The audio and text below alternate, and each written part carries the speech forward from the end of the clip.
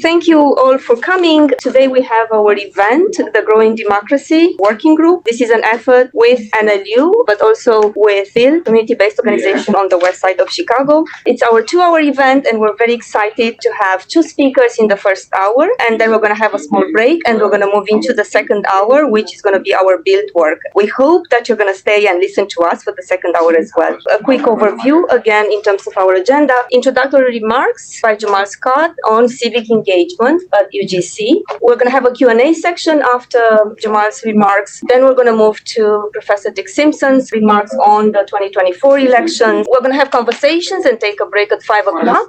And then in the second hour, we move to our democracy project, where we try to share some of the work we've done here at NLU and on the west side of Chicago. I wanted to mention that we have a Growing Democracy page. I'm going to record the session, and everything that we say here, as well as everything that we created, part of the Growing Democracy work, will be uploaded on that webpage, and I hope you're going to find those outputs useful. Well, good afternoon, everyone. I've been in higher ed for 25 years or so, and I can honestly say that this institution, more than any, really takes this notion of civic engagement seriously. I mean, a lot of our students come from Chicago communities all over, from the west, south, and north sides of the city, and we have been intentional at NLU and at the Undergraduate College about, penetrating these communities, finding opportunities for students to give back, to be involved in advocacy work, just really seeing how that work will align to what's most important, which our president always puts in front of us, but how this civic engagement, this work aligns to their eventual career prospects and the stuff that they're going to do as professionals. So as some of you may know, one thing that really is a differentiator for NLU, we have a career development curriculum that aligns across all 4 years of our academic enterprise. And our students in their sophomore year, they take a class called Career Development 295, which actually focuses on civic engagement, right? And it's a course where they do real world projects. For example, they've done some things at the Pilsen Food Pantry and in other and childcare locations in and around the Chicago area. And it's a chance for them to really tie their academic work to their advocacy and learning again how these projects and how this work is going to eventually translate into career opportunities. One of the biggest opportunities that's emanated from that course is we now have a select group of students taking part in real world projects in Costa Rica, and they'll do that in the summer. They went last year. This year will be the second year that we do that project. But they partner on rural and on urban projects in La Paz and in Costa Rica, working on real world problems with organizations in the Costa Rica area. We're also looking at an experiential opportunity in Mexico City and then a domestic one in Los Angeles. So this is something that through our academic courses and programs, through the work that we do here at the university, we're really trying to be a lot more serious and intentional about. One more thing I can say is that we also try to focus on civic engagement in our conversations, in our spaces for students. We try to be really intentional. After our election, we had a restorative circle where we gave all of our students an opportunity to talk about, process any feelings from the election, understand there are students on both sides, and really just create spaces for our students to have real world conversations about the things that are happening, not only in the world, but at the community level. We just partnered with Juvenile Protective Association. We're doing more empathy-led approaches and doing more things in the classroom to try and help give students more space and work with our faculty to give students more space to have these discussions. So it's something that we're really serious about, and that, again, we try to focus on not only experientially, but academically as well. Those are just kind of the general remarks and overview that I wanted to provide. I'm still thinking about your restorative circle. Can you tell us more about how that was organized? Roughly 55% of our undergraduate college are students of Hispanic or Latino origin. Another 15 or 20% of our students are African American or Black. So, if you think about it, 3/4 of our students really are what we consider Black or brown. So we know that for students maybe coming from those communities for different reasons, depending on how the election landed, it could trigger different feelings for students. So we just want to create a space outside of the classroom where they could come and share those feelings, talk about things that are important to them. And we had the clinician there that day, so we've contracted with them to bring a clinician in to provide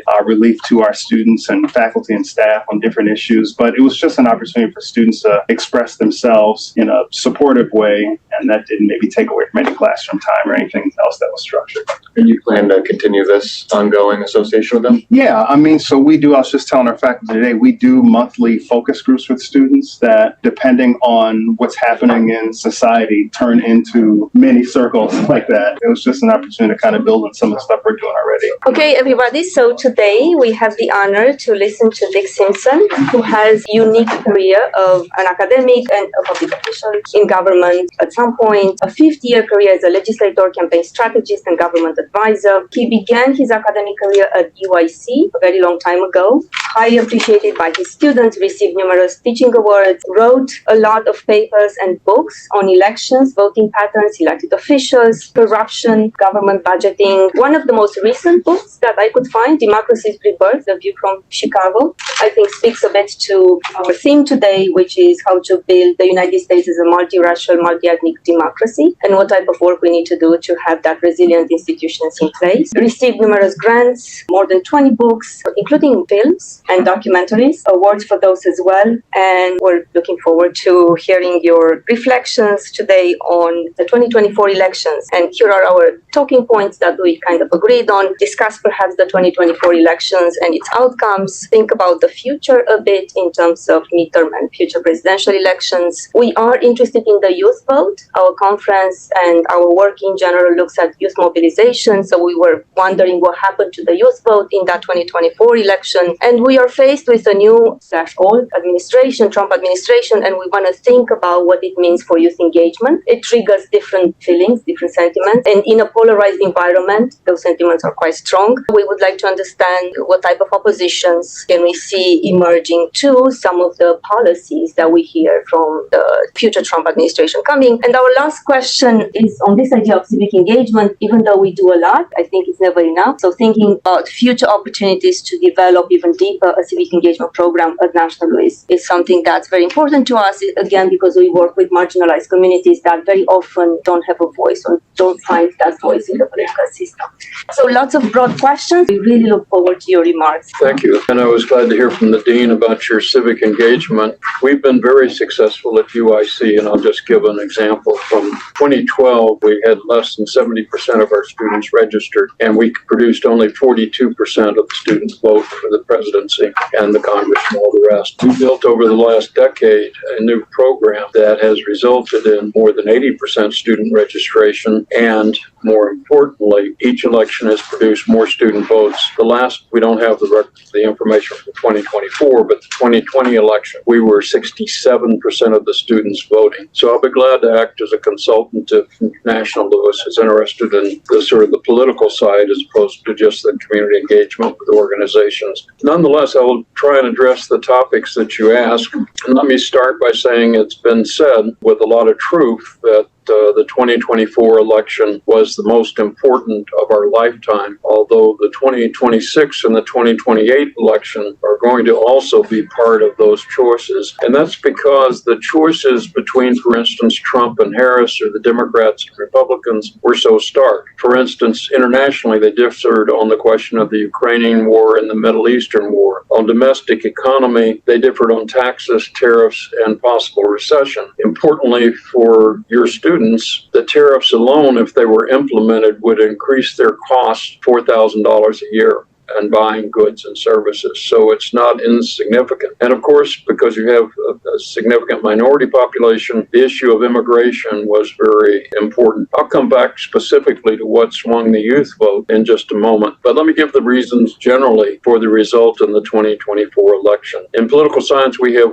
the notion of retrospective voting. And Ronald Reagan put that very elegantly and simply when he said, "Are you better off than you were 4 years ago?" And there was retrospective voting in this election on inflation, the economy, on gender issues, say reproductive rights or transgender issues, and on immigration. And what the general public ended up saying was, retrospectively, we think we're worse off than we were, and we blame the Biden administration and Harris there as the vice president. It's even worse than the question of just that one election and how it swung and how it's different from 2020. What we have now is what's called the politics of resentment. Just give the example of the rural, which doesn't so much affect the student population here, but it affects those in the working class and who are poor. In general, the rural folks think that we, urban elite, pay no attention to them. We don't understand their problems. We don't understand why their farms are being confiscated and going out of business, why the towns are being destroyed and they're falling apart. Because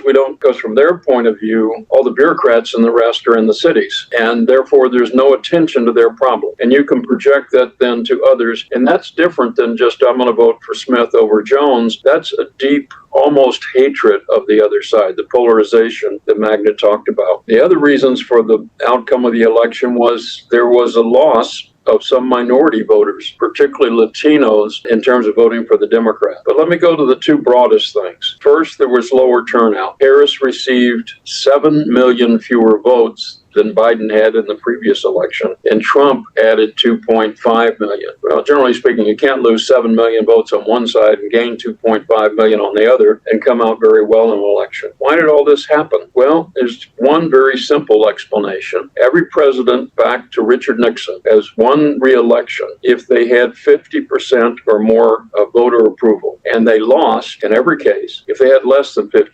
Well, Biden had only 39%, and that sort of carried over to Harris. But as we suggested in particularly your introduction and a little bit of talk of one of my later books, there are things beyond just the immediate election and immediate politics and just one policy. There are actually long-term challenges to the democracy which underlie this. And then I'm going to go directly to the youth vote. Think about this. The polarization has already been mentioned. I'm sure everybody is familiar with it, but there's also a participation issue. It is almost unfathomable that in the 2023 mayoral election, which was important about governing the city and is affecting everything now for the issues in the city council to raise property taxes or not, that only 20% of the Chicago voters voted. 80% did not vote. And that's not just the youth vote I'm talking about, which is often smaller. But I say, well, that's just it's an off-year election. It's only for the mayor and the city council. What do I care if my property tax? I don't pay property tax. What do I care if my rent goes up 20%? Well, I think you care. And therefore, you should have had an opinion. And you should have voted that opinion, whatever it was. It was a little better in the general city election than the primary. But let's fast forward to 2024, a year later. In the primary election, again, in all of Illinois, but particularly in Chicago, only 20% of the registered voters voted. Not possible to have a democracy if 80% of the people don't participate. But there are other problems. I'm just going to go fast forward through them. There's corruption. Chicago's the most corrupt city in the United States. Illinois is the third most corrupt state. We have problems with gerrymandering and term limits for public officials. We have undemocratic institutions like the U.S. Senate and the Electoral College. We lack direct democracy, and we fail in representative democracy. What do I mean by we lack direct democracy? You live in a neighborhood of Chicago or in one of the suburbs. In fact, you do not have neighbor government. You can't go to a town hall meeting and discuss policy and come and say influence your alderman to vote in the city council or directly decide even a simple policy like which way the one-way street should run, or guarantee that your decision from the discussion will determine the zoning and what will be built in your ward, whether a super skyscraper of 50 or 80 stories tall or a single family home. The other problem with representative democracy is every congressman represents 750,000 voters. I can tell you as an elected official in the past, you can't represent 750,000 people. You can't know what their opinion is on key and important issues. We've done political science experiments, taken a random sample of the voters in a congressional district, had them meet with their congressperson over a single issue that's important, like say immigration. And both the congressperson and the citizens have gone away from those meetings much more informed, much more able to participate in our democratic society. You asked specifically about the youth vote. It is true that the youth favored Harris over Trump. That's not too surprising. And I'm not just talking about those in college. The difference, though, was only 4%.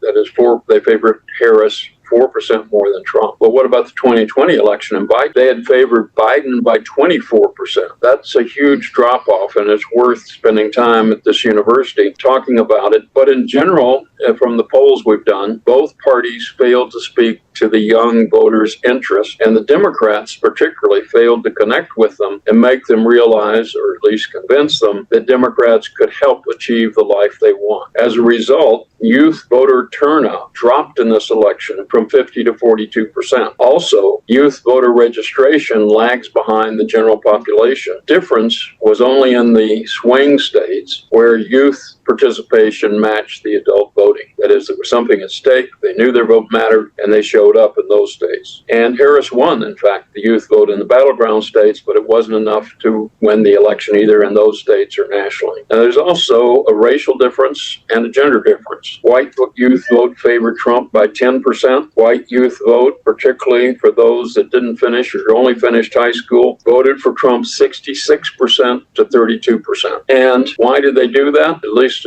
our early exit polls suggest that it was worry about the economy that was the chief driving issue, which suggests we have a lot of work to do about the concerns of youth about their situation in the economy and our future. Gender mattered also. There was a 31% gap in the youth vote choice by gender. Young women favored Harris by 17%. Young men favored Trump by 14%. And last of all, some youth voted for the Green Party or didn't vote at all because of what they saw as the genocide in Palestine. I can cover a lot of other information. I'm just going to cover a couple of points. In Illinois, the results that I've just talked about were exactly different. The congressional delegation from Illinois remains unchanged. We have 2 Democratic senators, no Republicans. The House delegation, there are 14 Democrats and only 3 Republicans. Democrats kept a supermajority in the Illinois House and Senate of more than 2/3, and yet the state is still facing a $3.2 billion budget gap, the end of COVID money, and increased pension costs and inflationary costs. And as you probably know, the city has a $1.2 billion gap that they're struggling to try and even pass a budget. I can talk about Cook County races, school board races, and all the rest, but I want to talk about sort of the main theme, which is for many people who are unhappy with the result, what's the choice? And the choice is for us to become part of the loyal opposition, loyal to the nation, but opposed to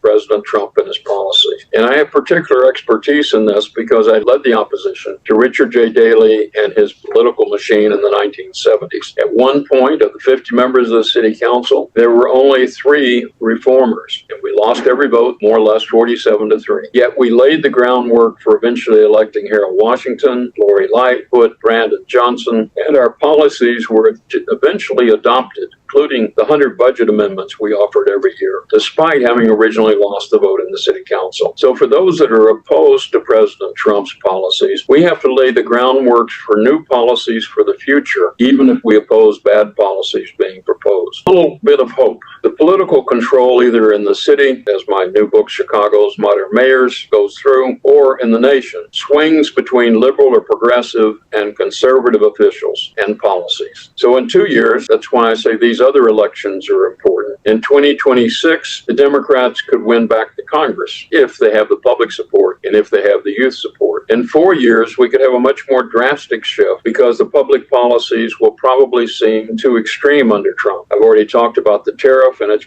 likely problem. The tax cuts are also likely to mean that we will have to pay more because the rich will be paying less and so forth. Worst case scenario, that we're likely to have a recession. In the meantime, it matters that Trump got elected. Sometimes we say, well, the election doesn't matter, it's just twiddly-dee and twiddly-dum. But we do know that Trump's election is going to cost the city $500 million a year in lost federal grants, although some of those cuts may be blocked by Congress. Why do we know this? Because when Harold Washington was mayor and Ronald Reagan was president, Reagan proposed a budget to cut $440 million from city of Chicago and Cook County. There are also going to be violent clashes in the streets over immigration. Latino congresspeople from Chicago are already vowing to stand by their constituents and block raids by ICE, as are many social justice groups. And on the other hand, the person Trump is appointing to be in charge of immigration just said that Chicago is going to be the target, the first and highest area to get deportation. I don't think they're going to manage the deportation of 20 million immigrants, but it is going to be a serious clash. So the future of America depends on these elections in 2026 and 2028. One more thing. Almost no one has thought about this, but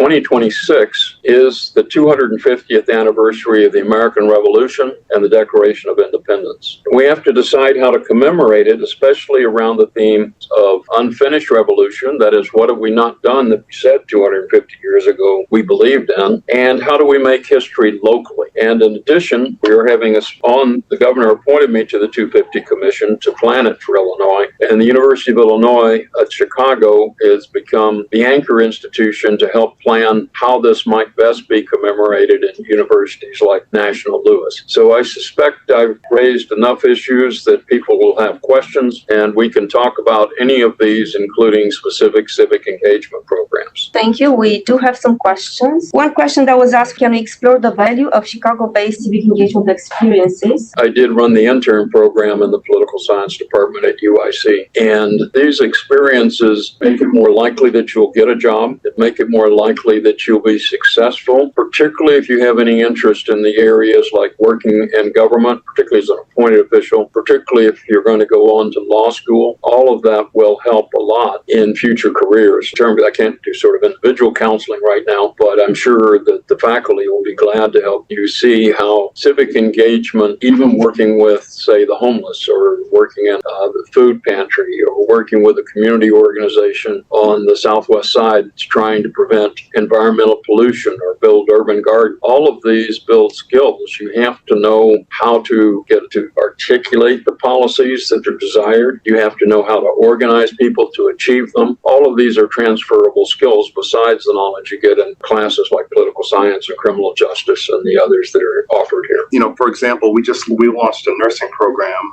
last year, and it's now part of our undergraduate college. And we're being very intentional about finding clinical sites at hospitals in the communities where our students are living, right? Because in a lot of cases, these students who come to National Louis are either A, going to stay in their communities, right? Or B, probably live close by. So we want to be intentional about getting them experiences in hospitals and in areas where they're likely to live and serve. And I think the same is true in all of our other disciplines as well. You know, with internship sites, I just had a meeting with my career development partner at lunch. So we're really trying to be intentional about, you know, staying in the Chicago community, and more specifically in the communities where our students are living. You know, the last thing I'll say, you know, just again, tying the civic engagement and the academic enterprise together, we've also talked about offering courses, study tables, opportunities for students to learn and connect the university to our community. You know, as mission focused as we are, I think we can do a better job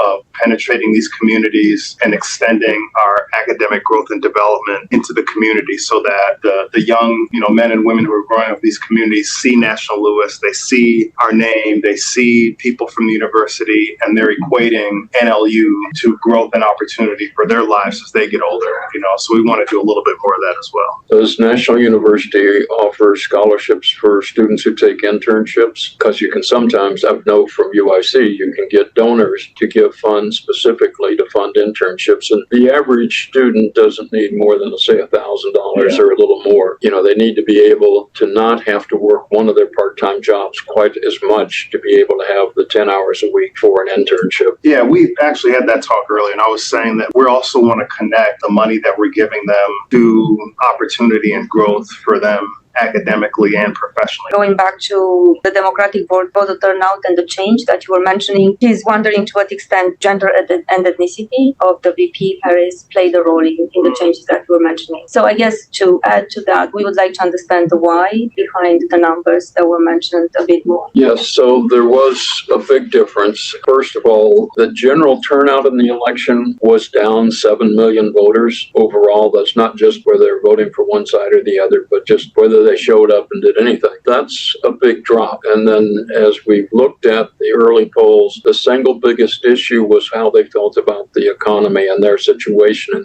Now, individuals might have been more concerned about immigration. They might have been more concerned about the war in the Middle East. There were different reasons because you're dealing with a lot of different people. But the turnout was down. And it was also differed by each racial and other group. I just pulled out the numbers for my youth. The differences were in the gender gap with youth vote, what the differences were, particularly between the white men who had not finished high school. While they were angry and they voted in bigger numbers, then sometimes their vote was still depressed. Politics of Resentment was there in 2020. The book that actually describes it is called The Politics of Resentment. It's spun by a sociologist in Wisconsin before Biden even won the first election. And it particularly focused on the resentment between the rural and the urban, which is why I tended to use that phrasing. You can also find it among minorities, white Christians. There are all kinds of people who are resenting all kinds of things. So it's not one resentment, but normally in politics, we say, well, I'm sorry I lost the last election. My favorite candidate didn't win, but it's okay. This time people are saying, thank God my candidate won.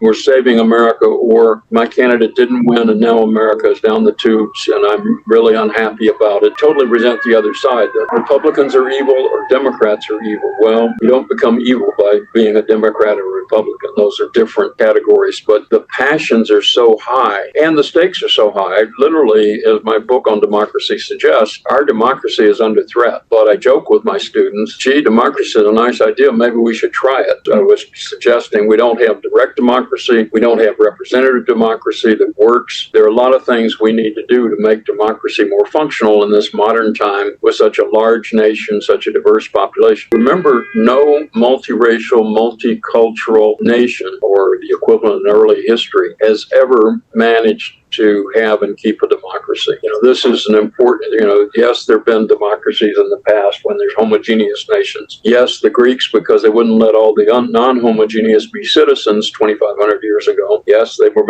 able to have direct democracy. But this is a whole new experiment. And the problem is, in my view, we're beginning to fail the experiment. I don't quite know the history of this, but I'm pretty sure that the Hispanic vote, for the first time in a long time, I don't want to say ever, but where the Democrats lost to the Hispanic vote. I think it was 53-47 to Trump. Yes. You're correct. The Latino vote did switch and the Democrats did lose support. It depends on which particular group, like in Illinois and cities and so forth. It gets complicated. And I know the black vote swung. I mean, it didn't swing, but it was 79% compared to only 77% Democratic this time. So more blacks voted Republican than in 2020. Right. I'm just wondering. Roughly black women voted the same amount, black men did not. Well, it's the same problem. They're unhappy. They ask themselves the question, am I better off, and do I think I would be better off if we elected Harris? And their answer was no. I mean, not everybody. The black and Latino vote were still overwhelmingly Democratic, particularly the black vote. But there were losses, and the losses were among those members of the minority community who did not believe their life had improved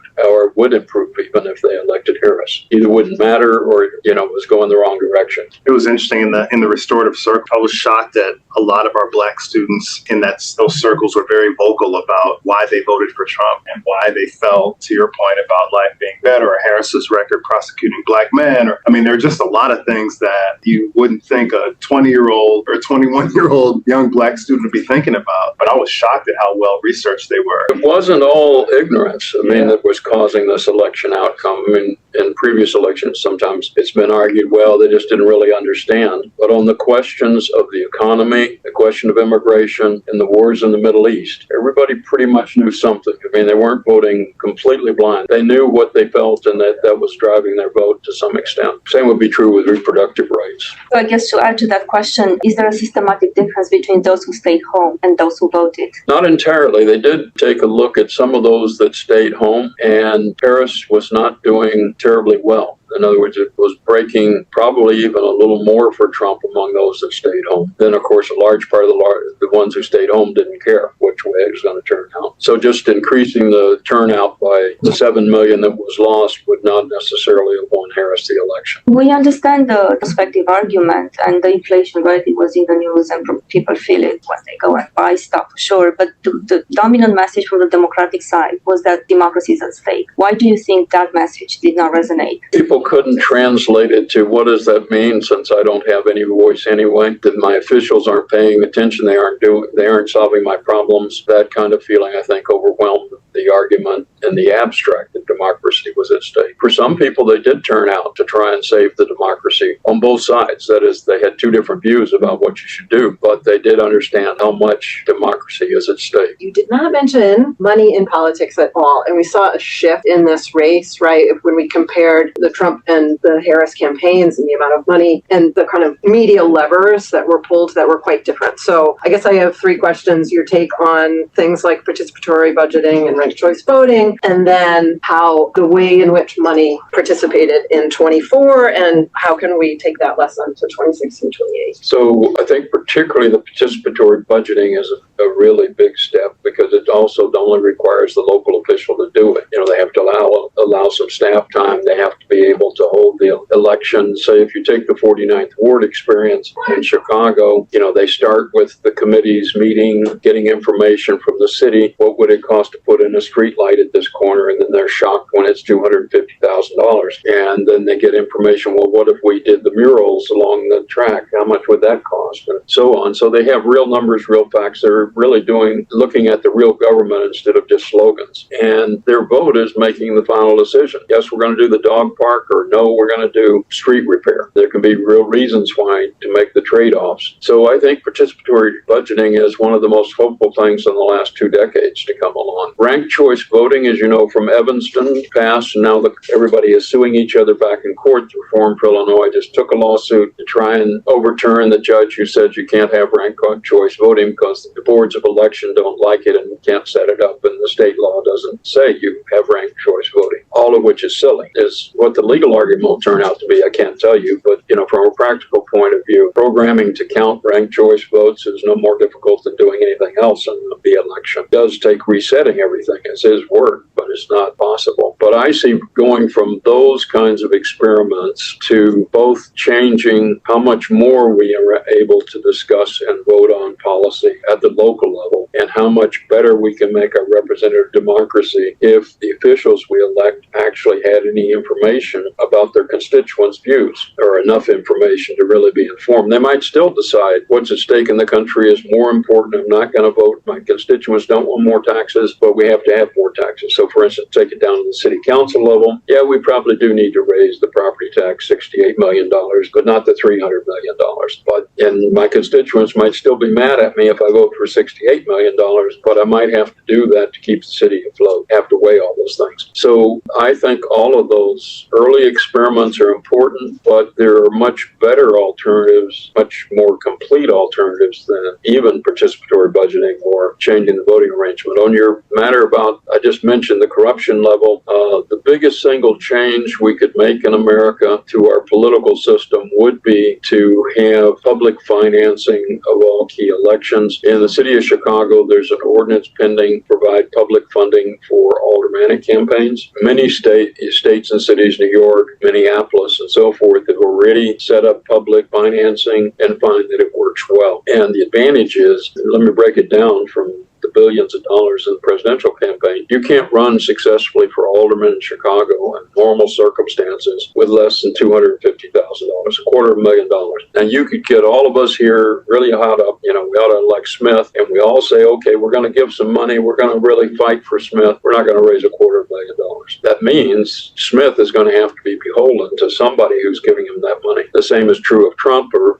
true of Harris. At the national level, numbers are just bigger. Are you familiar with William Connolly? 20 years ago or so, he wrote this paper called The Evangelical Capitalist Residence Machine. He was trying to theorize how the Republicans were so effective in the 2004 campaign. And it's ironic, 20 years ago was the last time a Republican won the popular vote, presidential stage. And he theorized that the right wing is just so diverse. It's collecting very disparate parties that really have not a lot to do with each other in terms of their values. But then their interests start to align at a certain point. And we don't really see that happening as much on the liberal side. What do you feel like needs to be done in 2026 and 2028 to grow that base? So I do think some of the things we're talking about, but also policy things we haven't talked about, matters we could come to a consensus about, even if you were part of the loyal opposition and not just talking about everybody in the public arena. We could find a solution to the immigration issue. We almost had one in the Senate until it was blocked by President Trump. We could find a solution to what level of taxes do we want to pay and who should be paying what amount. Warren Buffett used to say he pays less in tax rate than his secretary. Well, that doesn't seem quite right to one of the richest men in the world. So there are somewhat common sense alternatives that are still alternatives to the Republican platform. I'm not just talking about getting a happy time with every congressman or something, but the part of it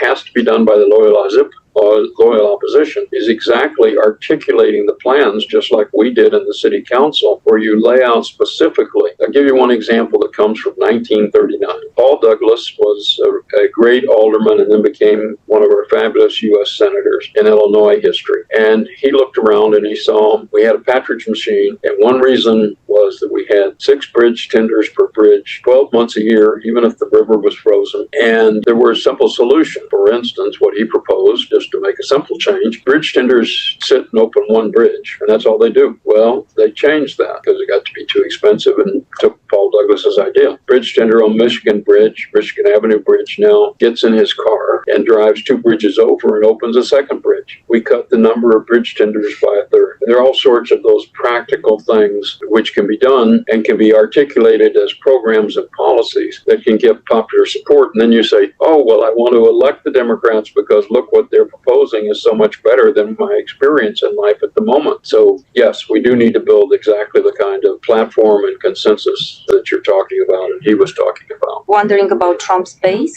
and to what extent that base is equipped to thrive. Well, it's going to thrive a good bit in the next immediate period because you're going to see Trump implementing the policies he promised, which his base liked.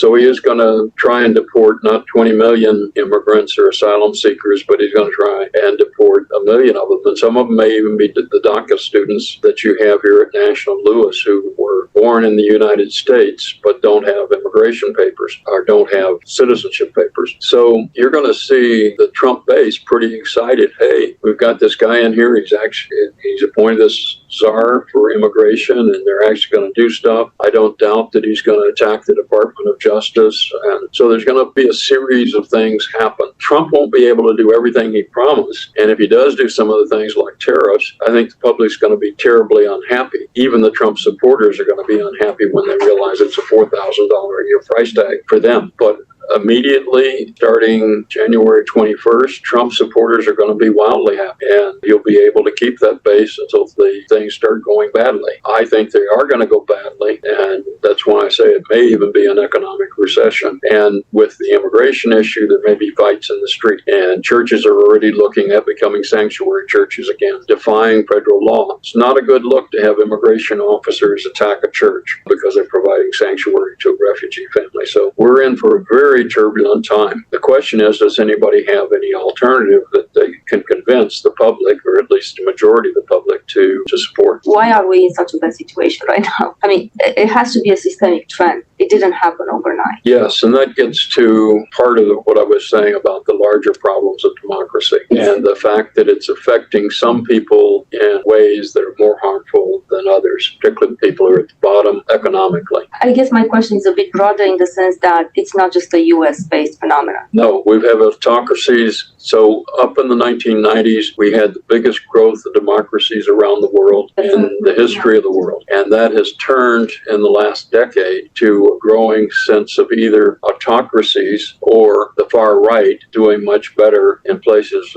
like France, where the government is now unstable. So yes, the democracy itself is under threat, not just in the United States. And we can give examples like Italy, France, Germany, Austria, more homogeneous societies than the US, going back to the argument that we're a diverse society and it's hard for us to get along and think, in democratic terms. But we see the same processes happening, unfolding in most cases, they're very similar issues. The economy is not going well. Think about Brexit not going through in Britain's economy currently. You have the economy not going well and the immigration problem being overwhelming more in Europe than it is here. So there are a lot of stresses on the government and people are responding. I'm not happy, so I'm going to elect a strong leader and let them solve the problem. We had the Obama administration, right? He won that election with social media. And since then, it became a phenomenon, basically. But Judah's question is looking at the traditional media and who's consuming that. When traditional media is not being consumed by the majority of the electorate and left-wing media only has a small portion of the use as right-wing media, do you still expect the pendulum to continue to swing back up? I absolutely expect it to happen. I expect it to happen unless,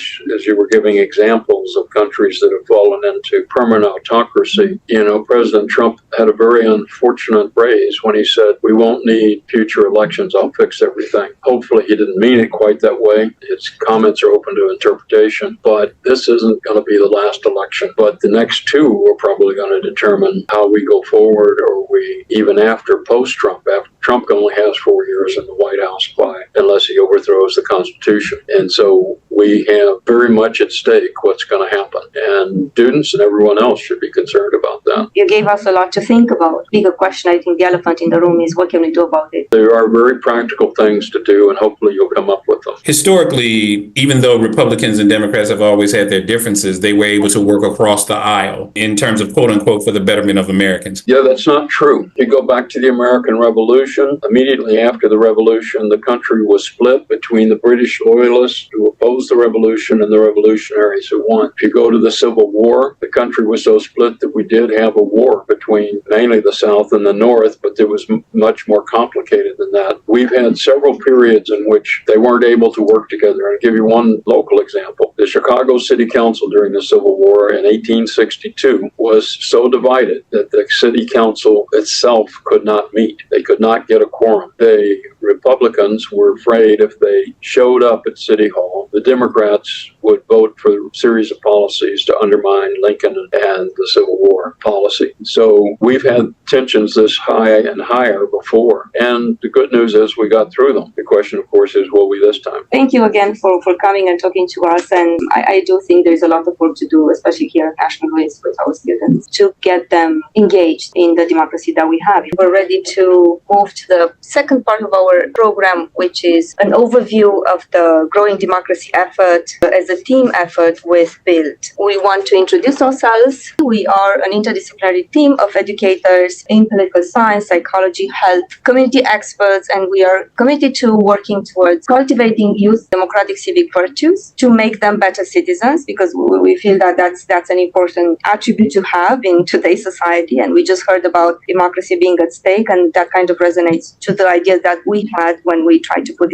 together this work. Together with BUILD, we tried to propose to develop a civic engagement model that would allow us to understand the ways in which youth would become more civically and politically engaged. And through our theoretical searches, we found this idea that you need to think about youth capacity to act civically, you need to think about their connections to communities, and then you need to think about issues, commitment to issues, and how then youth can act to address those issues that they care about. This was a theoretical model developed, again, based on political science literature, and essentially we try to understand how can we create then that model of civic engagement while looking in particular at the youth that BUILD was working with at the time. So in terms of objectives for us, we had three broad objectives, and I think we're still working on the last one. But we came up with the idea that we wanted to generate some spaces that educate youth and increase youth commitment to civic and political engagement at both institutions. So that was one. A second objective for us was to create a space that connects the university with the community need and then amplifies the community voices, and we co-create together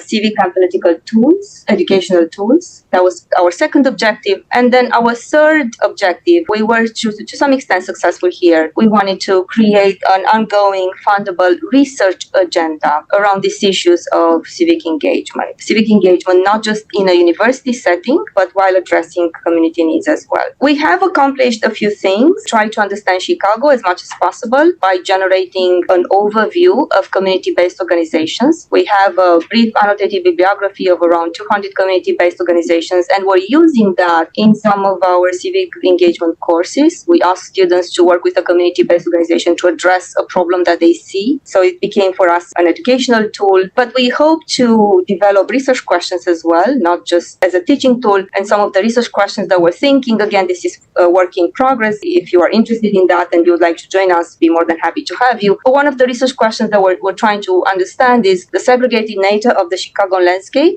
and how the nonprofit sector that we see throughout Chicago tries to fill some of the gaps that perhaps public institutions fail in fulfilling. Trying to understand the connection between the concentrations on nonprofit in segregated Chicago and what is it that they want to achieve. Again, that's a future research project. A second sort of big component of our work is related to podcast episodes. We wanted to understand by interviewing community experts from the South Side and from the West Side to understand their voices and their views on basically working on the ground with youth and giving us a sense of what is it that's not working or what is it that you're doing well in the community that you're working with. Everything will be uploaded on the Growing Democracy website in December. more. And these are just some examples of episodes that we have ready. Ryan Jones and Mary Stoner Saunders from Mikvah Challenge and Common Cause, and a brief summary of what they're talking about. Another example would be Camille Williams from Chicago Votes, and again, a brief summary of what she's talking about.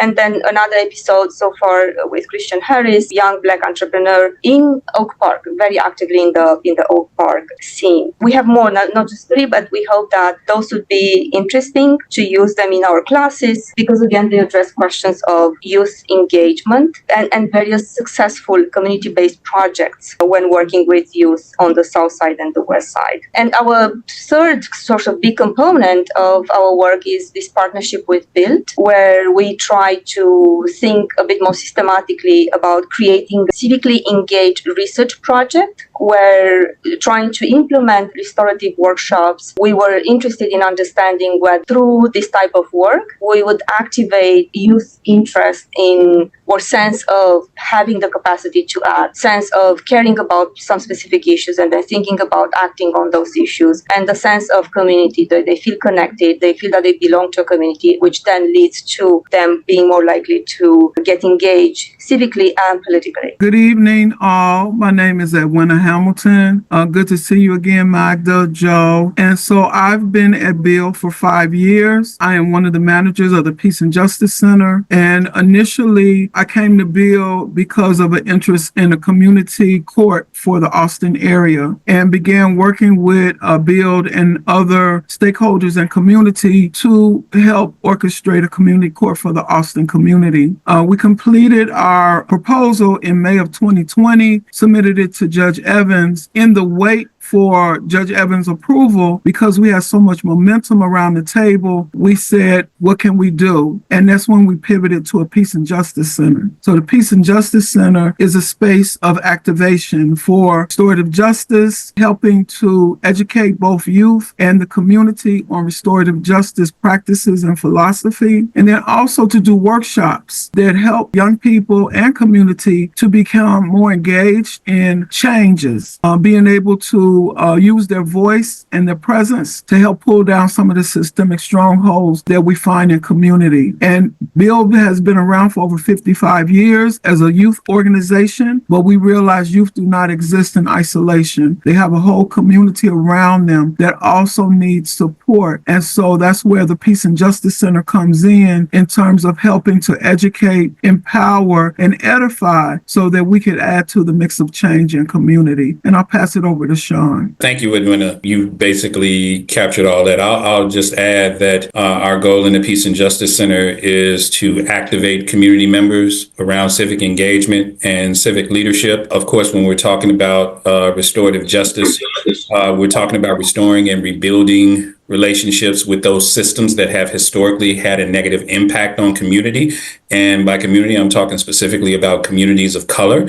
And so what we try to do is to create spaces where community can be at the table, they can be part of the planning, they can be part of the implementation, they have a voice in terms of what's happening within their community and how these systems are impacting them. So they are part of that process in terms of addressing the needs of community, because who better to determine what the needs of community are than the community members themselves? That's our role with the Peace and Justice Center. We're very excited in terms of the work that we're doing and what's upcoming on the horizon. And we're just really appreciative to be a part of this research process. Thank you. One of the things when I spoke of workshops, we were very active in getting individuals registered to vote leading up to the election. And that included staff, youth, and the community. So we offered several opportunities for a registrar to be right in our lobby so that they could register individuals. And then also we offered workshops on voters' education, one in which was about judges. And,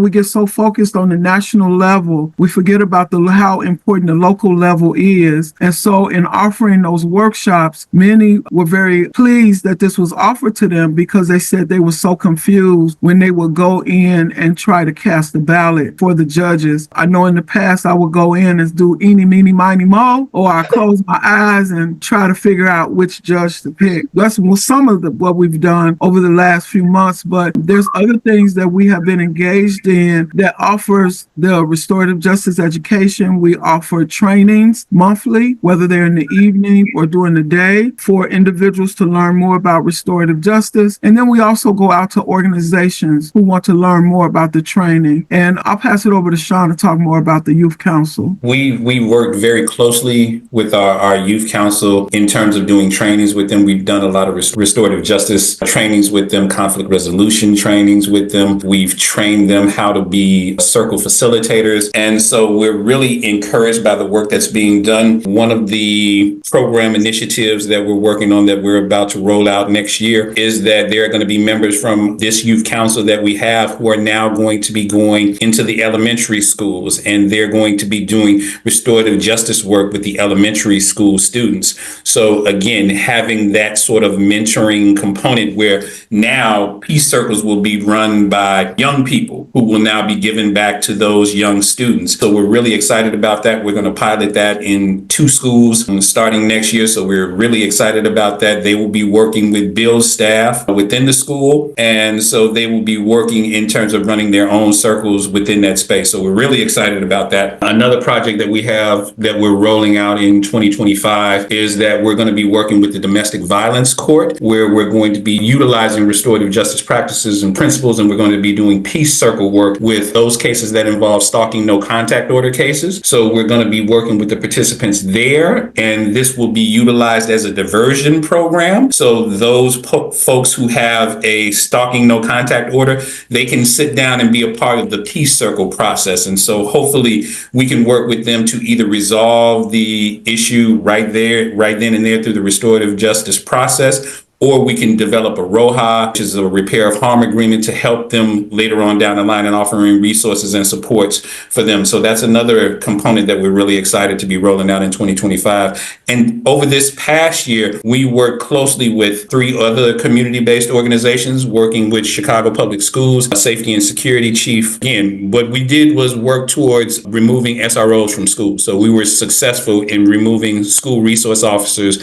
from Chicago Public Schools. And then what we're doing now is that we put in together a whole school safety policy, and the whole school safety policy focuses in on 3 pillars. One is physical safety, the other is emotional safety and relational trust. And so we were able to get that policy approved by the school board, and now we're working on an implementation guide that we're going to roll out in 2025 for Chicago Public Schools to show them how to develop a whole school safety policy. And it's around culture and climate and making sure restorative justice practices are utilized with that. So we're really excited about these initiatives, what we've done over this past year and what's to come. So we're just happy with the way in which we're moving forward and being able to have an impact and help community. I want to add that as a result of the consent decree, which came out in 2019 regarding policing policies, we have been engaged in community engagement on police reform, and we have been hosting community sessions. The first one was with you. Last night was with the community, and it's a set of questions that's posed to community regarding changes they would like to see with CPD. There's about a set of 10 questions posed to community. All of the responses are collected. We have a third one scheduled for January, and that will be in the Spanish-speaking area, Humboldt Park. And as a result, all of these responses will be compiled into a report that will be submitted to Superintendent Snelling and the mayor to look at what changes and policies need to take place within Chicago Police Department. But also Build and Peace and Justice Center want to take it a step further because community has raised concerns that we've been here before. We've answered these questions over and over again. When does change take place? So we want to continue the conversation, and then we also want to hold CPD, Superintendent Snelling, and the mayor accountable in making changes that are necessary based on the concerns that the community has raised. What were you going to ask Dick Simpson? I was going to ask, with what he said in terms of historically, does he feel like we're heading towards that civil unrest, civil disobedience, civil war with everything that's going on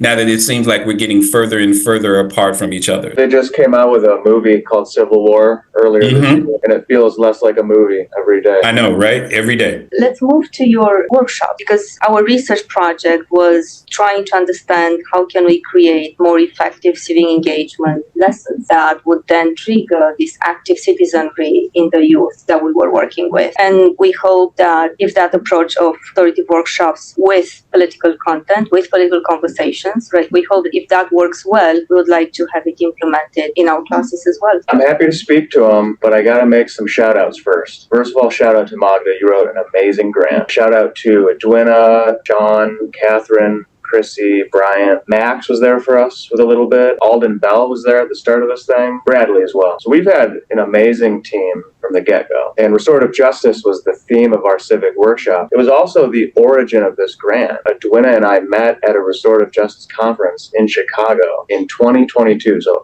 over 2 years ago. So the genesis of this project is fascinating to think about. It was born in building a relationship. And that was our goal in coming to build in the West Side, is to build relationships with young people in a way that would encourage them to think more deeply about their community. Civic engagement could be considered like a knowledge transmission service, but in our case, we wanted to create a sense of care first. I think the knowledge game would come later. With restorative justice, we had a very clear set of ground rules and values for how we would structure the workshops. First and foremost is to have a peace circle, you have to have nonviolence. You have to have people coming in, participating voluntarily. They can't be coerced into it. Now, the youth that we were lucky to have access to were incentivized to participate, but it was not required of them. So they had the opportunity to leave the circle at any time. They also had the opportunity to sit in the circle and not participate at all, provided they would abide by the other rules, such as basic mutual respect. And that was symbolized in a talking piece. Restorative justice is an ancient dialogical process that has a very great adaptive quality that we can use in the modern world. So we paid debt to the indigenous traditions in which we're borrowing this from, and then we're using it in a modern setting to get young people more invested in difficult conversations. I was using a theory called self-determination, and restorative justice, the principles and process of restorative justice, really concretize this theory of self-determination. That if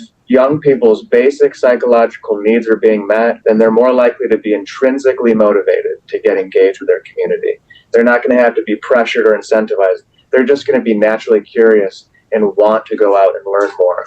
Whether that means actively voting, whether that means joining an organization, finding a cause that they're passionate about, or helping a neighbor. Those three basic psychological needs are autonomy, competence, and relatedness. And restorative justice is the perfect mechanism to meet those basic psychological needs. By sitting in circle, nobody can hide, everybody's visible, and everybody's voice is heard and valued. So right away, you have the choice to speak or not to speak when the talking piece enters their hand. And these are young people from the ages of 14 to I think 21. A great range of experience, a great range of personalities and opinions. And when you're given a platform with ample opportunities to speak, you are being given autonomy. You're provided that chance where your opinions matter and you're going to be uninterrupted. You're free to share. And the choices you make to decide whether to share or not are important. Secondly, with competence, we're growing a skill set. We're growing soft skills here. Empathetic, active, compassionate listening, trying to engage even when you disagree in a productive and peaceful way. And those are skills that are scalable. You can take that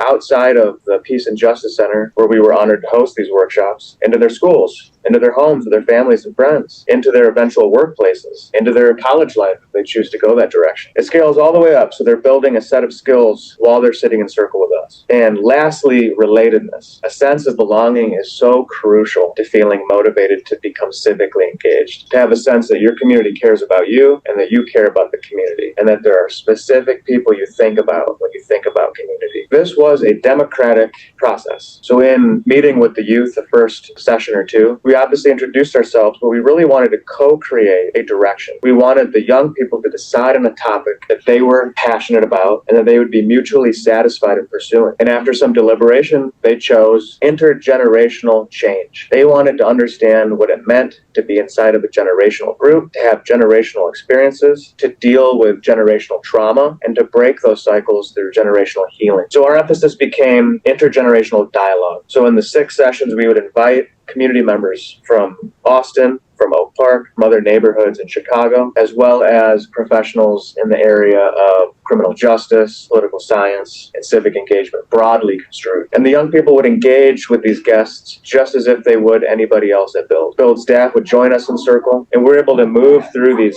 usually hour-and-a-half sessions.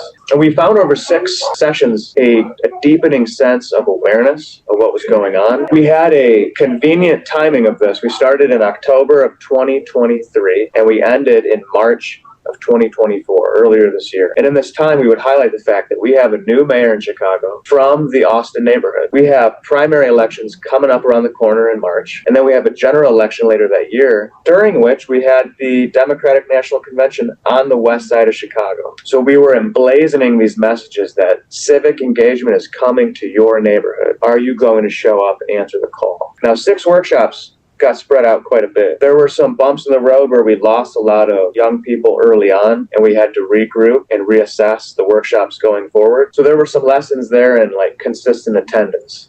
Obviously, if you want to have a more concentrated impact, we'd want to have everybody there for the duration of this experiment, of this intervention. Another opportunity would have been to have more workshops going all the way up till the general election. So from March until late October. Of course, we were constrained by the grant protocol and just the capacity that we had at that point in our team. But going forward, we can see that there was a qualitative impact. Young people were becoming more related in that session. They were becoming more competent, and they were becoming more autonomous. They went from a group of rowdy young people to a group of very focused young people sitting in circle. Now, a lot of this has to do with how Build conducts itself. Build cultivates the values of restorative justice every day. So the young people came in with a very basic familiarity. And so we had a privilege in coming into Build and being able to grow those skills even more, and then try to adapt those skills and apply those skills to topics of civics and politics, which is what we do here at NLU, teaching History 102 to every incoming first-year student. So in terms of lessons and opportunities, gratitude comes first, and then exploring a possible relationship with more workshops, more concentrated circles, and trying to focus on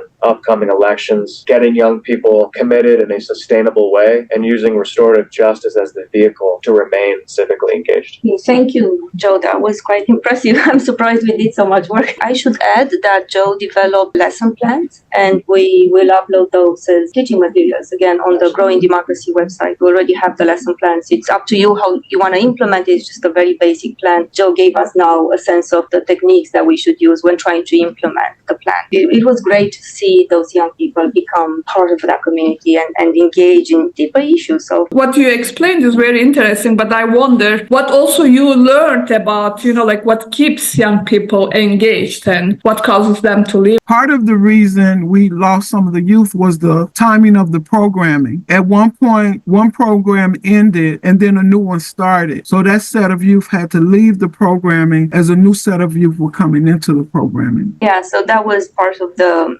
build efforts to generate this population for us. And given the programs that they had in place, we ended up with some programs ending and new programs starting, which then created a bit of a challenge in terms of understanding the impact of the 6 workshops, because some youth attended 1 or 2, some 3, 4, some all 6. So just, and we worked with 30 young people. So for those of you who are quantitatively inclined, that's going to be hard for us to generate any statistical significance here, given the very small numbers that we had. Trying now to understand not from a qualitative perspective, because we could see that things are happening in the room, and we could see that the youth that we're working with are definitely touched by our efforts to explain and make them engage in them understanding their lives, but also understanding their communities and also understanding the power that the communities have in terms of generating political change. So there were several layers of conversations that were going on, and we could definitely see that they would understand those messages. Again, to step back a bit, our broader goal here is to rethink civic education a bit. There's a lot of research in political science that argues that we're not effective with our traditional way of teaching civic education that looks at governmental institutions, processes,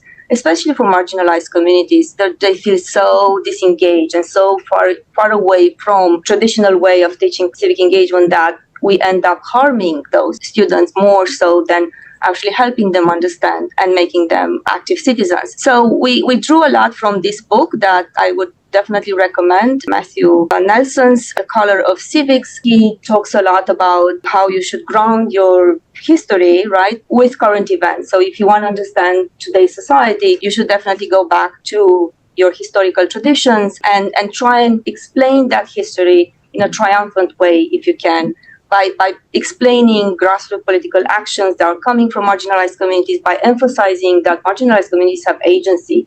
They just need to understand how that agency played over time and where that agency is now. And he also emphasizes a lot the need to use one's lived experience when trying to generate, again, this active citizenry. So taking away, these lessons with the restorative justice approach that Joe was talking about, we try to measure some of the impact that we would observe with our study. Okay, so once again, we worked with around 30 youth from the West Side, and we were trying to develop a way of measuring these three dimensions that literature argues are important to think about. The civic capacity, which talks about students developing a sense that they can be effective as civic actors. The connections, they would make connections to those committed to civic and political engagement, and then commitment to issues and understanding how to act on those issues.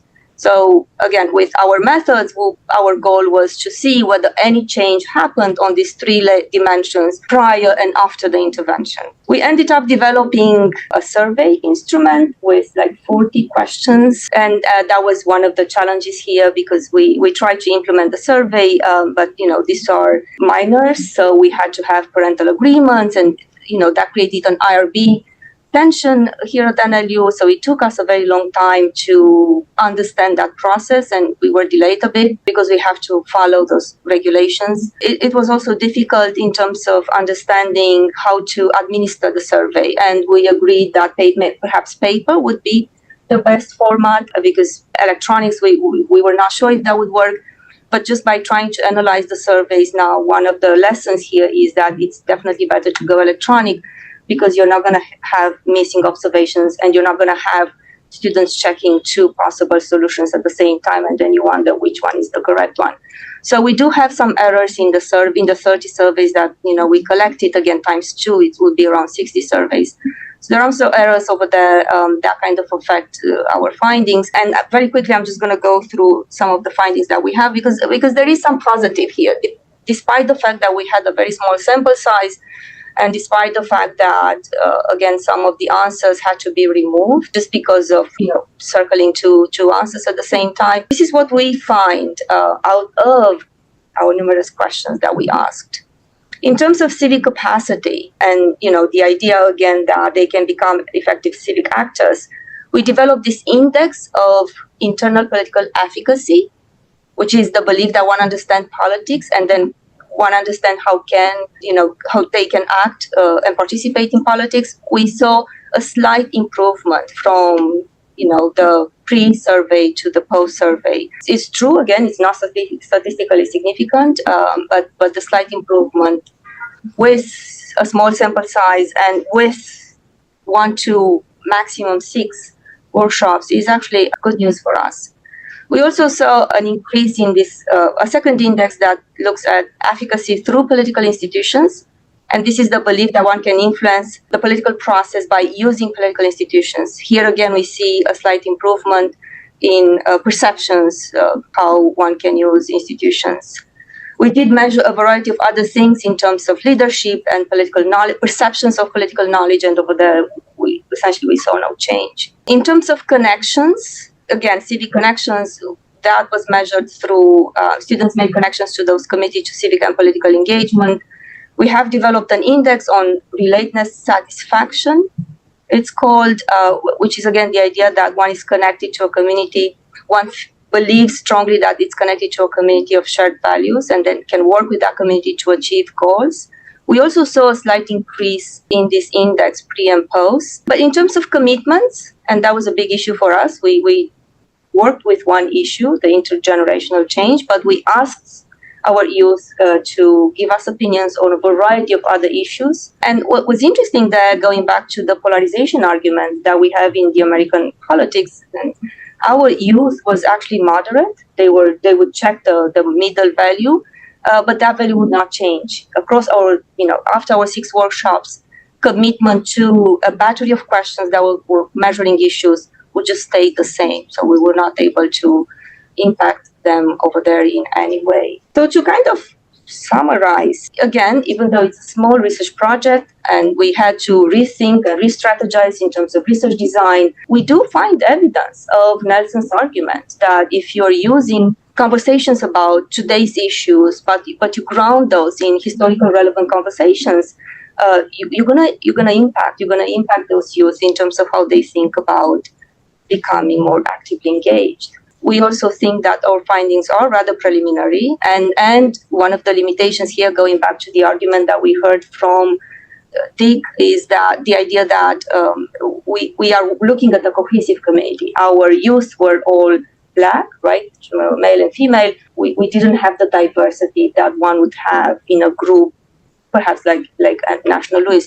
So then one question for us would be whether we would, still get this feeling of a strong community through this type of workshops if we were to have a more diverse group as a follow-up. So we plan to write this finding because we are confirming what someone else said, but I think with a bit of a different method. And we have 2 conferences coming up, one in Puerto Rico and one in Philadelphia, January and February. And we hope to write these papers and hope to write. And again, our goal was to create a research agenda here. So we hope to keep thinking about how to generate funds to, again, expand the project, perhaps now with students, given that we've done this work in a community-based setting. Thank you for listening, and I hope we convinced you that we can be effective teachers. I think that was one of the worrisomes, but going back to Simpson's conversations around democracy, I think if we are intentional about the content and how we deliver that content, we can actually enact change in terms of how our young mobilize to have a voice. Thank you very much.